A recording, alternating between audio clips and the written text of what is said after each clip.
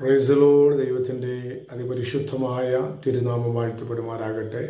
ഇന്ന് രാത്രികാലം faith light media YouTube ചാനലിൽ കൂടി എന്നെ ശ്രദ്ധിക്കുന്ന എല്ലാ പ്രിയപ്പെട്ടവരെയും ദൈവം ധാരാളമായി അനുഗ്രഹിക്കുകയും മാനിക്കുകയും ചെയ്യുമാറാകട്ടെ.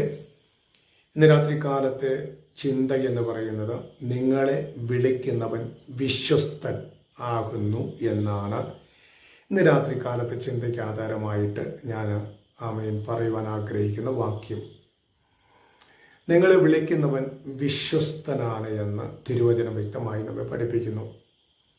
പലപ്പോഴും മനുഷ്യർ നമ്മെ വിളിച്ചിറക്കി അവിശ്വസ്തത കാണിക്കുമ്പോൾ കൂടെ നിൽക്കുന്ന പലരും, കൂടെ കാണുമെന്ന് പറയുന്ന പലരും അവിശ്വസ്തത കാണിക്കുമ്പോൾ നമ്മൾ വിശ്വാസത്തോടു കൂടി ഏൽപ്പിക്കുന്ന പല കാര്യങ്ങളും വിശ്വാസ വഞ്ചന നമ്മുടെ മുമ്പിൽ കാണിക്കുമ്പോൾ സർവശക്തനായ ദൈവം മാറ്റമില്ലാത്ത വചനത്തിൽ കൂടി വിളിച്ചു പറയുന്നു, നിങ്ങളെ ദൈവം പരിപാലിക്കുവാനിടയായിത്തീരും. നിങ്ങളെ വിളിക്കുന്നവൻ വിശ്വസ്തനാകുന്നു. നിങ്ങളെ വിളിക്കുന്നത് മനുഷ്യരല്ല, സർവശക്തനായ ദൈവമാണ് നിങ്ങളെ വിളിക്കുവാനിടയായിത്തീരുന്നത്. ഇവിടെ തെസ്സലോനിക്കർക്ക് ലേഖനം എഴുതുമ്പോൾ അവരുടെ ജീവിതത്തിൽ ഉണ്ടാകുന്ന പീഡനങ്ങളെയും പ്രയാസങ്ങളെയും കണ്ടുകൊണ്ടാണ് അപ്പോസ്തലൻ പൗലോസ് ഇത് പറയുന്നത്. അപ്പം അങ്ങനെയെങ്കിൽ നമ്മുടെ ജീവിതത്തിലെ പീഡനങ്ങളെയും പ്രയാസങ്ങളെയും കണ്ട് സർവശക്തനായ ദൈവം നമ്മോട് പറയുന്ന ഒരു കാര്യമാണ്, നിന്നെ വിളിച്ചവൻ വിശ്വസ്തന. അവൻ വാക്ക് പറഞ്ഞാൽ മാറുന്ന ദൈവമല്ല. മനുഷ്യൻ വാക്കു മാറും. പലപ്പോഴും മനുഷ്യൻ നമ്മളെ പറഞ്ഞ് വിശ്വസിപ്പിച്ച് കബളിപ്പിക്കുന്ന അനുഭവങ്ങൾ നമ്മുടെ ജീവിതത്തിൽ പലപ്പോഴും നമ്മൾ നേരിട്ടിട്ടുള്ളവരാണ്. നമ്മൾ വിശ്വസ്തരെന്ന് കാണുന്ന പലരും നമ്മുടെ ജീവിതത്തിൽ വിശ്വാസ വഞ്ചന കാണിച്ചിട്ടുള്ളവരാണ് അല്ലേ? വിശ്വസിച്ചേൽപ്പിക്കുന്ന പല കാര്യങ്ങളും അവര് അവിശ്വസ്തയോടെ ഇടപെടുന്ന സാഹചര്യം നമുക്ക് കാണാറുണ്ട്. നമ്മൾ സ്നേഹിച്ച് നമ്മുടെ കൂടെ കാണുമെന്ന് ചിന്തിക്കുന്ന പലരും നമുക്കെതിരെ അവിശ്വസ്തത പുറപ്പെടുവിക്കുമ്പോൾ സർവശക്തനായ ദൈവം വ്യക്തമായി വിളിച്ചു പറയുന്നു, ഞാൻ അവിശ്വാസ വഞ്ചന കാണിക്കുന്നവനല്ല, ഞാൻ നിന്നെ വിശ്വസ്തയോടെ പരിപാലിക്കുന്നവനാണ്. അതിനാധാരമായിട്ട് ഞാനൊരു വാക്യം വായിക്കാം. 1 തെസ്സലോനിക്കർക്ക് എഴുതിയ ലേഖനം അതിൻ്റെ 5-ാം അധ്യായത്തിൻ്റെ 24-ാമത്തെ വാക്യത്തിൽ ഇങ്ങനെ വായിക്കുന്നു, നിങ്ങളെ വിളിക്കുന്നവൻ വിശ്വസ്തൻ ആകുന്നു, അവൻ അത് നിവർത്തിക്കും.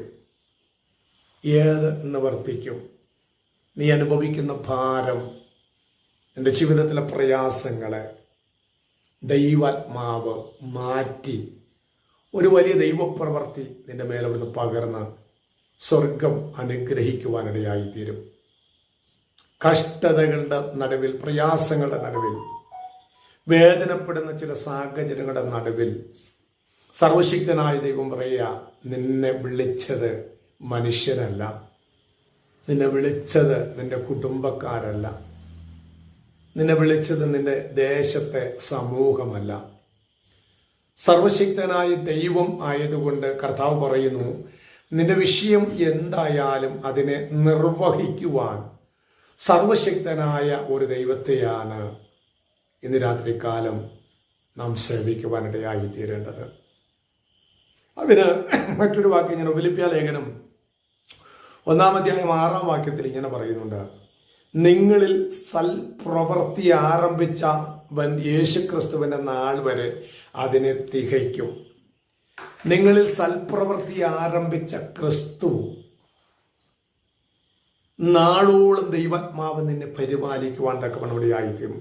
2 തെസ്സലോനിക്കരുടെ ലേഖനം 3-ാം അധ്യായം 3-ാം വാക്യത്തിൽ ഇങ്ങനെ വായിക്കുന്നത്, കർത്താവ് വിശ്വസ്തനാകുന്നു, അവൻ നിങ്ങളെ ഉറപ്പിച്ച് ദുഷ്ടനിൽ നിന്നും കാക്കും. കർത്താവ് വിശ്വസ്തനാണ്.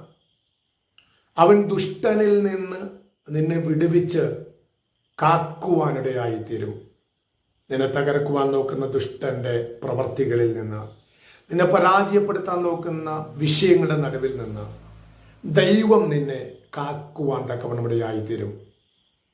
അവൻ വിശ്വസ്തനാണ്, അവസാനത്തോളം കാക്കുമെന്ന് അരുളി ചെയ്ത ദൈവം ആരെല്ലാം നിന്നെ തള്ളിക്കളഞ്ഞാലും, ആരെല്ലാം നിന്നെ ഉപേക്ഷിച്ചാലും നിന്നെ ചേർത്ത് നിർത്തുന്ന ഒരു സർവശക്തനായ ദൈവം. സംഖ്യാപുസ്തകം 23:19 ഇങ്ങനെ പറയുന്നത്, അവൻ അരുളി ചെയ്തത് നിവർത്തിക്കാതെ ഇരിക്കുമോ? കർത്താവ് നിന്റെ മേൽ അരുളി ചെയ്ത വാഗ്ദത്തം നിശ്ചയമായിട്ടും ദൈവാത്മാവ് നിവർത്തിക്കുക തന്നെ ചെയ്യും.